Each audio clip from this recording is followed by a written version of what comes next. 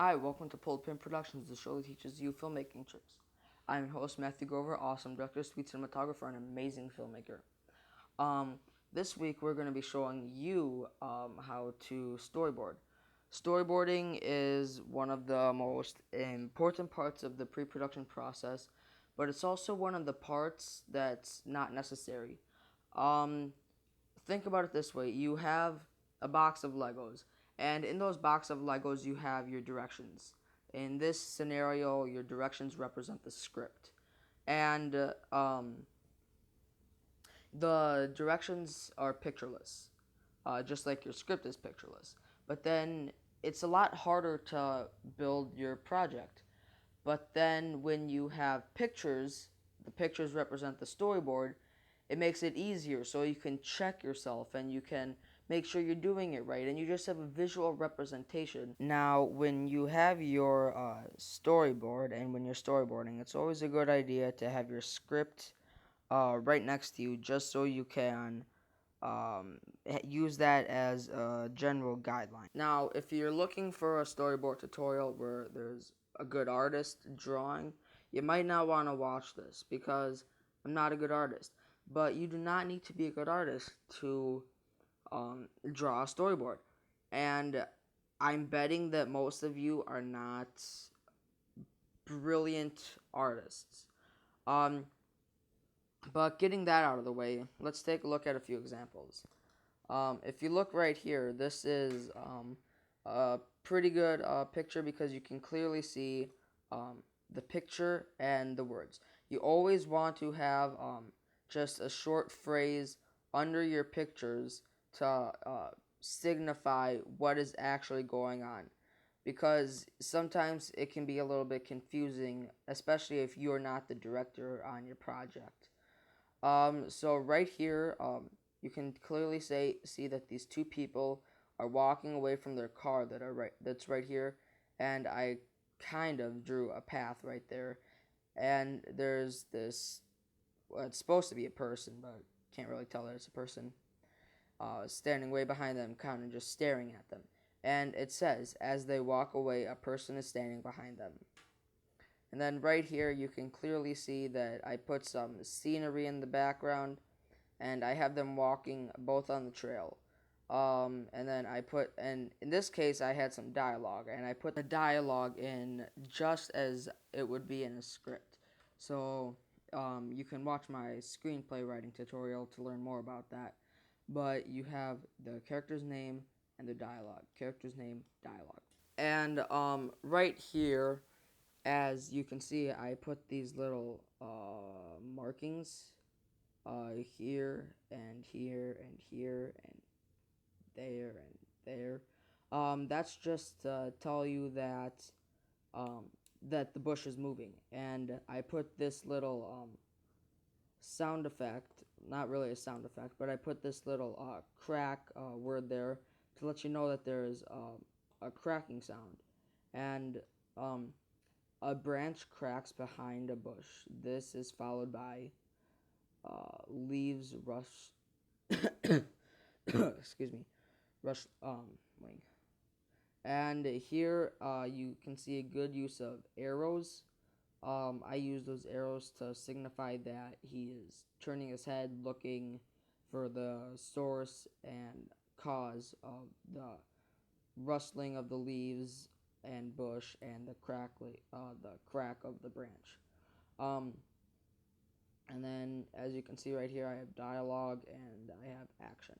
Okay, guys, so I'm shooting this about 4 days after I finish the episode. So this is going to be really quick. I'm not actually using my real storyboard for this, but if you want to dolly in, you just have to put little arrows here.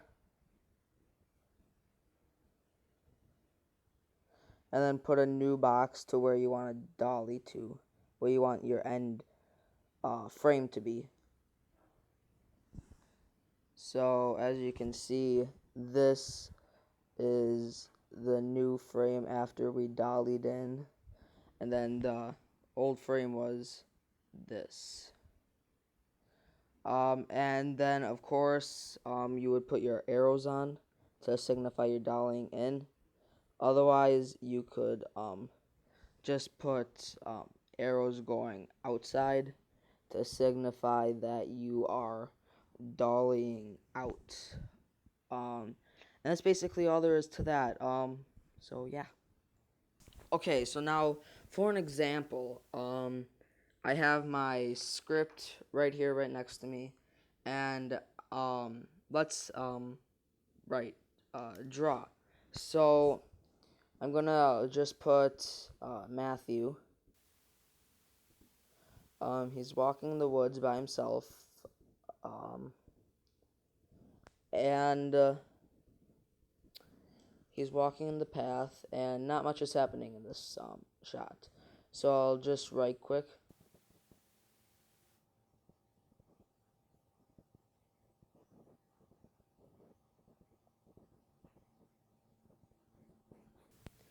Okay, so now for this next shot, we're going to be doing it's going to be an extreme close up. So of his watch.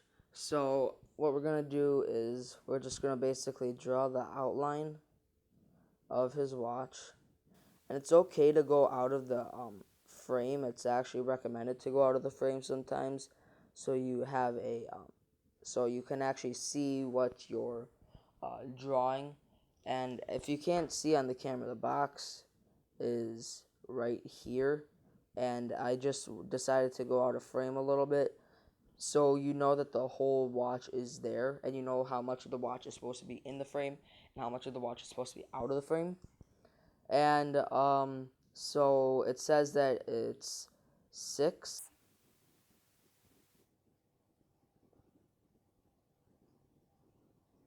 o'clock. Um, I won't write because I don't want to bore you with that.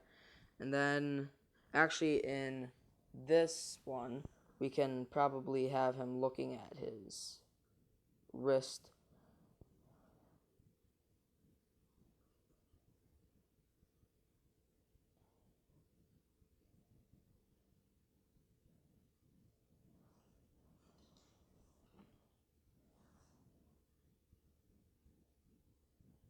But now, what do you do if you want the camera to pan or tilt?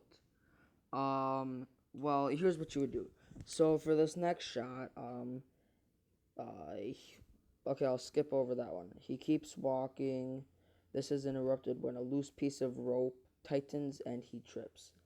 So maybe we could have a piece of rope just kind of off frame here, and then you can have it here.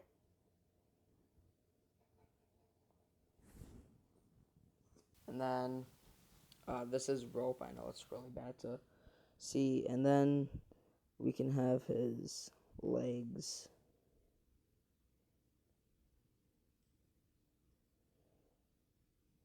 But then I kind of want to tilt up. So what I do is outside of the frame, I would put these arrows here,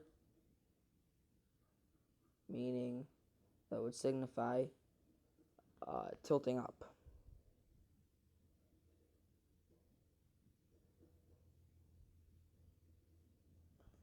And that's basically all there is to that. You may also be wondering, how do I make it so it looks like so we can see that it enacted moves? Well, as demonstrated in this one, you would just use smaller arrows. Um, so in this shot, he's walking. He's walking on the path. So we'll just.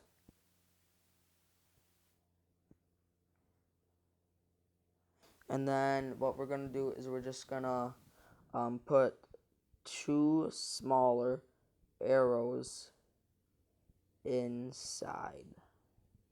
Or it could just be one. I think one does a nice job in this one. And then, of course, add your scenery and stuff. But it's still okay to have your bigger tilt or pan arrows inside of your box. It's just with your arrows that signify that your actor's moving. I always fill them in, and the other big ones I have um, not filled in, and they're a lot bigger and more clear to see.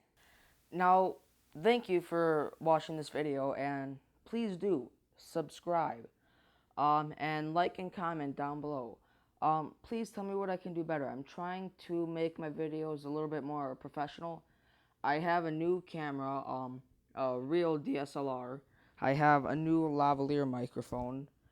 Um, I have new gear, and I'm just trying to make my videos more professional. And I know gear is only one part of it.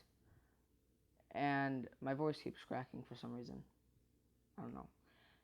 Well, I actually do know, but where was I? Oh, I know gear is only one part of it, but just tell me how I can present myself in a more professional manner. But less on that. Please do remember though that just because you make your storyboard doesn't mean that it's set in ink. Um, you can change your storyboard. I mean, heck, you can change the whole thing if you want to, but I don't, and you wouldn't really do that unless you're shooting a new movie. And storyboards, while they're not necessary, like we use the Lego example, they help. They help a lot.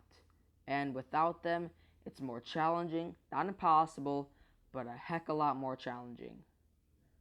Sayonara.